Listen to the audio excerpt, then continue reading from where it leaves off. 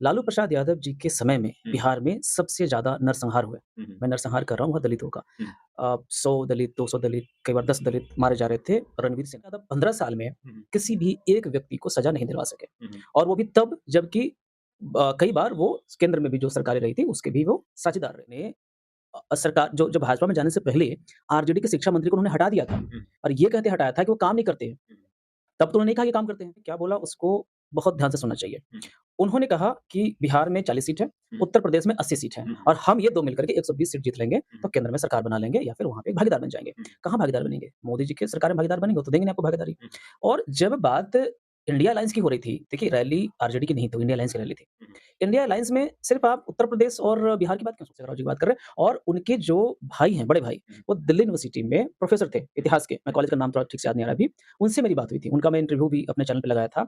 उन्होंने भी स्वीकार किया था कि आरजेडी के राज में कोई काम नहीं हो रहा है और इससे वो बहुत दुखी हैं हुँ, और वो इतना दुखी हुए हैं कि उन्होंने खुद भाजपा जॉइन कर लिया।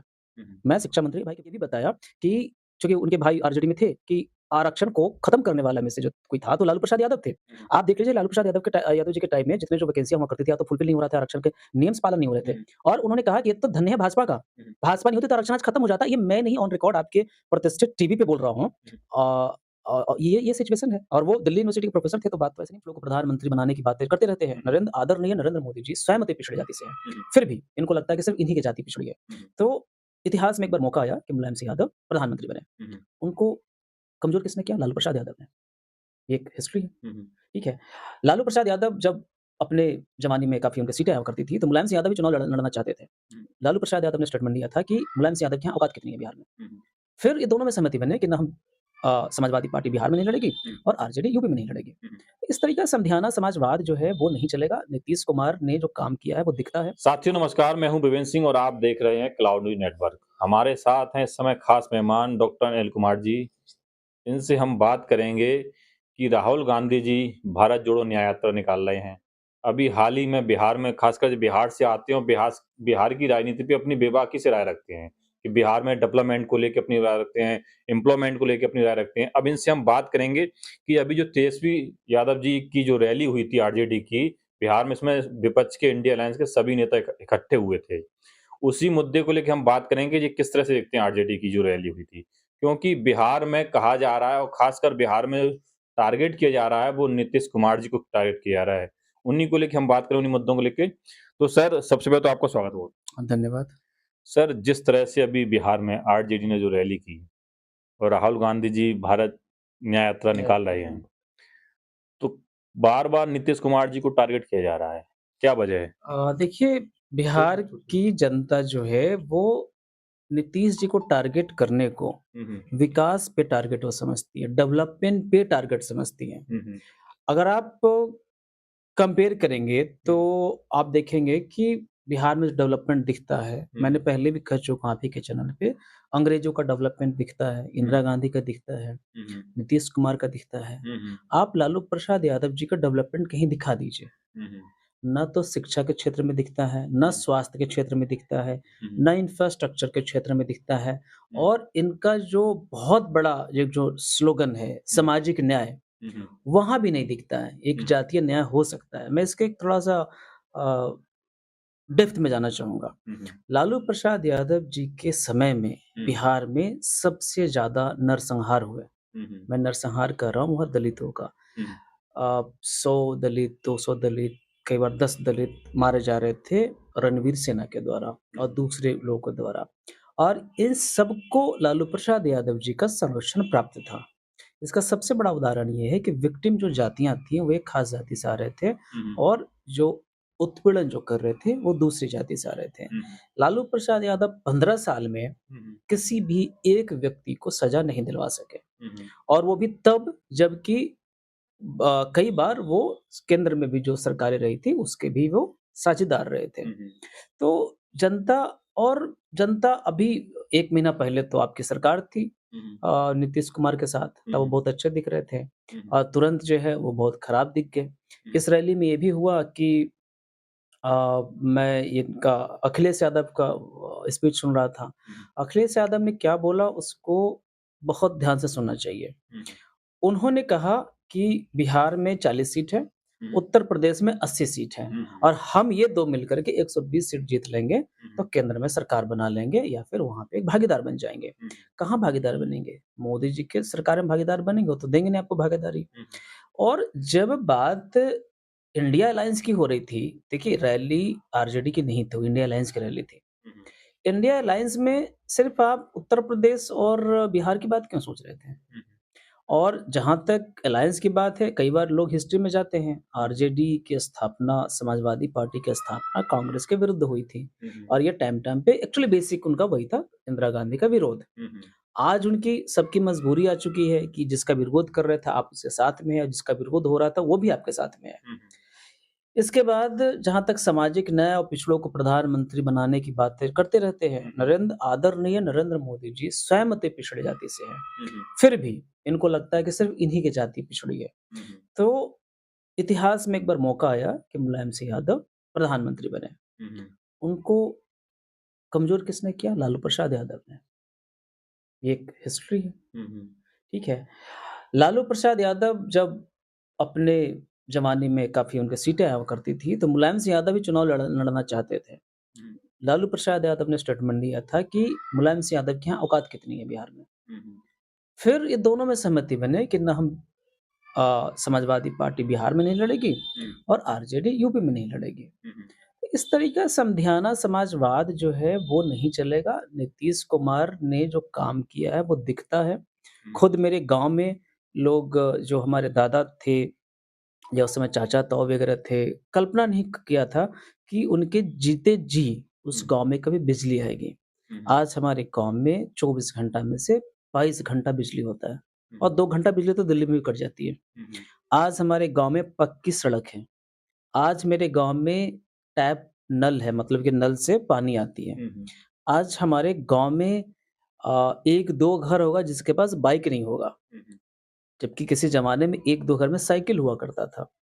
तो पूरी आर्थिक तरक्की हुई है। अभी जो आप नीतीश कुमार का देख रहे हो, कई जगह एडवर्टाइज़मेंट भी आ रहा है कि बाल मृत्यु दर मतलब जन्म लेने के बाल मृत्यु दर कहते हैं कि जो 6 महीना के जन्म पहले लेने की तरफ। नहीं, वहाँ जन्म उसको जो है इनको इन्फैंट रेट कहते हैं। बाल मृत्यु दर मतलब कई बार आप 3 साल तक माना जाता है। इन्फैंट मोर्टेलिटी रेट मतलब जन्म के 24-48 घंटे के अंदर जिसकी मृत्यु हो जाती है, तो इसमें ड्रास्टिकली कमी आया है। महिला शिक्षा में ड्रास्टिकली बढ़ोतरी आई है।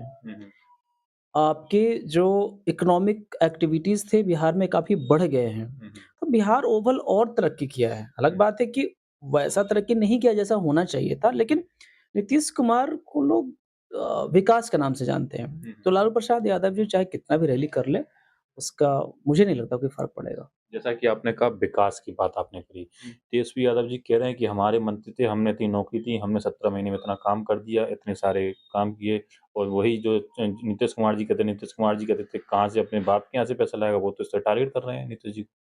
देखिए इनका क्या है कि चूँकि वो डिप्टी सीएम रहे हैं, माननीय विधानसभा सदस्य हैं, इसलिए उनकी बात को थोड़ा-सा टिप्पणी करना पड़ता है, अदरवाइज़ वो इस लायक है नहीं।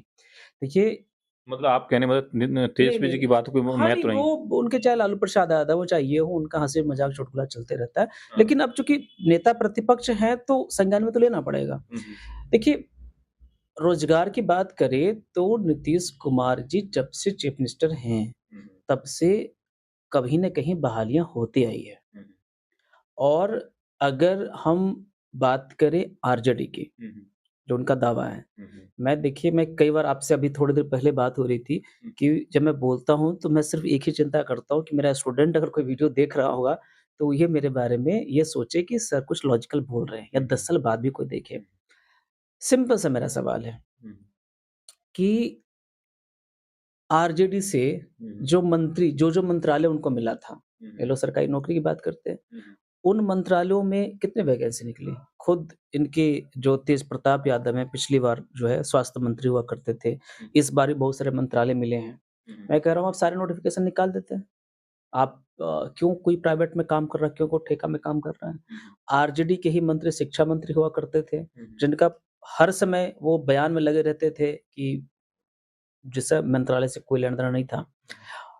वहीं पे जो यूनिवर्सिटी में आप देख लीजिए, आप पत्रकार हैं, दिल्ली यूनिवर्सिटी में टीचर हो चाहे स्टूडेंट हो, बिहार से लोग पढ़ने आते हैं, चाहे वो उत्तर प्रदेश हो, चाहे बहुत सारे प्रदेश हैं। क्यों? क्योंकि वहाँ पढ़ाई नहीं होती है। क्यों पढ़ाई नहीं होती है? टीचर नहीं है। टीचर की बहाली 4 साल से इंटरव्यू चल रहा है। 2019 से इंटरव्यू चल रहा है, आज 24 हो गया। ऐसी कौन-सी इंटरव्यू है जो 4 से 5 साल चलते रहता है? मंत्री कौन था? आरजेडी का मंत्री था। तो आप देखेंगे कि जितने भी जो बहालियाँ हुई है, उन मंत्रालय में हुई है जो जेडीयू के पास था। इसके बाद हम शिक्षा में बात करते हैं क्योंकि टीचर्स की बहाली हुई है। नीतीश कुमार ने सरकार जो जब भाजपा में जाने से पहले आरजेडी के शिक्षा मंत्री को उन्होंने हटा दिया था और ये कहते हटाया था कि वो काम नहीं करते हैं। तब तो उन्होंने नहीं कहा ये काम करते हैं। जब वो भाजपा के साथ चले गए तब इनको याद आ रही है। तो ऐसी कोई बहाली नहीं हुई है। चंद्रशेखर राव जी की बात कर रहे हाँ, हैं। यस, यस, चंद्रशेखर राव जी की बात कर रहे हैं और उनके जो भाई हैं, बड़े भाई, वो दिल्ली यूनिवर्सिटी में प्रोफ़ेसर थे इतिहास के। मैं कॉलेज का नाम थोड़ा ठीक से याद नहीं आ रहा है अभी। उनसे मेरी बात हुई थी। उनका मैं इंटरव्यू भी अपने चैनल पे लगाया था। उन्होंने भी स्वीकार किया था कि आरजेडी के राज में कोई काम नहीं हो रहा है और इससे वो बहुत दुखी हैं और वो इतना दुखी हुए हैं कि उन्होंने खुद भाजपा जॉइन कर लिया। मैं शिक्षा मंत्री के भाई की बात कर रहा हूँ। आप मतलब जो आरजेडी से बिहार में शिक्षा मंत्री रहे चंद्रशेखर राव, उनके भाई की बात कर रहे हाँ, यस, उनके भाई की बात कर रहा हूँ। हैं। ये बहुत बड़ा कटाक्ष कर रहे हैं। कटाक्ष नहीं कर रहा हूँ। वो उन्होंने मुझसे कहा था कि वो बहुत दुखी है बिहार को लेकर के और मुझे बहुत खुशी हुई कि वो मुझसे सहमत थे कि ये गलत बोला जाता है कि बिहार के बच्चे बहुत तेज होते हैं इसलिए डीयू में पढ़ते हैं। नहीं, गलत बात है ये। बिहार में पढ़ने के लिए कुछ नहीं है इसलिए वो डीयू आते हैं पढ़ने। मतलब लालू जी के टाइम पे बिहार में कोई विकास जो विकास हुआ है, विकास पूरा नीतीश हाँ, कुमार। मैं ऑन रिकॉर्ड बोलना चाहूँगा कि उन्होंने मुझे ये भी बताया कि चूँकि उनके भाई आरजेडी में थे कि आरक्षण को ख़त्म करने वाला में से जो कोई था तो लालू प्रसाद यादव थे। आप देख लीजिए लालू प्रसाद यादव जी के टाइम में जितने जो वैकेंसियाँ हुआ करती थी या तो फुलफ़िल नहीं हो रहा था आरक्षण के नियम से पालन नहीं हो रहे थे। और उन्होंने कहा कि ये तो धन्य है भाजपा का। भाजपा नहीं होती तो आरक्षण आज खत्म हो जाता। ये मैं नहीं ऑन रिकॉर्ड आपके प्रतिष्ठित टीवी पे बोल रहा हूँ। ये सिचुएशन है और वो दिल्ली यूनिवर्सिटी के प्रोफ़ेसर थे तो बात तो ऐसे नहीं बोलेंगे। ओबीसी के नेता माने जाते हैं लालू यादव जी। ओबीसी से आते हैं और ओबीसी के लिए बहुत सारा काम किया और आप कह रहे हैं कि आरक्षण के विरोध। देखिए ओबीसी का पहली बात तो है कि आम जनता समझती है अदर बैकवर्ड कास्ट जो कि इसका मतलब है नहीं। इसका मतलब है अदर बैकवर्ड क्लास। आदरणीय कर्पूरी ठाकुर जी को नरेंद्र मोदी जी ने भारत रत्न दिया। तो आज लालू प्रसाद यादव जी भी याद कर रहे हैं उनको। ये कर्पूरी ठाकुर जी ही थे जिन्होंने सच में सामाजिक न्याय किया पहली बार पूरे भारत में कि बैकवर्ड कास्ट को भी 2 वर्गों में बाँटा। ये विभाजन नहीं था, ये न्याय था। शेड्यूल कास्ट को ही बाँटा, ये विभाजन नहीं, ये न्याय था। जिसको लालू प्रसाद यादव आते ही खत्म कर देते हैं। मतलब कि अगर कोई हो तो हमारी जाति का हो, नहीं तो नहीं हो, इंश्योर करने के लिए। यही काम उत्तर प्रदेश में ये करते हैं मुलायम सिंह यादव करते हैं। एक जो है मैं कुछ दिन पहले एक इंटरव्यू सुन रहा था, एक पत्रकार जी थे, उत्तर प्रदेश से काफ़ी जानकार हैं। उन्होंने कहा एक बहुत एक अलग जो एक ध्यान दिलाया हमें कि बिहार हो चाहे उत्तर प्रदेश हो, लालू प्रसाद यादव के नेतृत्व में या फिर मुलायम सिंह यादव के नेतृत्व में ऐसी कोई कमीशन नहीं बिठाई गई उनके पूरे 15 साल के कार्यकाल में बिहार में या फिर मुलायम सिंह यादव के कार्यकाल में जो जिसका काम हो कि पिछड़ी जातियों का भलाई कैसे हो या फिर दलितों की भलाई कैसे हो। खैर दलितों इनको तो राजनीति में है ही नहीं, आदिवासी इनके राजनीति में नहीं है, मैं पिछड़ों की बात कर रहा हूँ। कोई भी सिंगल कमीशन इन्होंने नहीं बैठाया और जितने भी कमीशन बैठाए सबसे बड़ी बात है कि वो या तो उत्तर प्रदेश में भाजपा के टाइम में हुआ जब राजनाथ सिंह थे या फिर जब बसपा के साथ जब भाजपा थी या फिर योगी आदित्यनाथ जब आए। आप बताइए कि अति पिछड़ों की बात आजकल लोग कर रहे हैं, तो अति पिछड़ा इनकी राजनीति में कहाँ है? मुसलमान भी ओबीसी में आता है। क्या ये एक बार भी मुसलमान ओबीसी की बात करते हैं? नहीं करते हैं। पसमानदा मुसलमान की बात अगर बिहार में किसी ने पहली बार किया था, तो वो नेता के रूप में नीतीश कुमार ने किया था। मैं आपको बता दूँ कि इस शब्द का जो पहली बार प्रतिपादन किया या जो कॉइन किया, उनका नाम था अली अनवर। अली अनवर जी ने एक किताब लिखा था मसावत की जंग, जो कि हिंदी में आजकल उसका अंग्रेजी भी अनुवाद भी अवेलेबल है।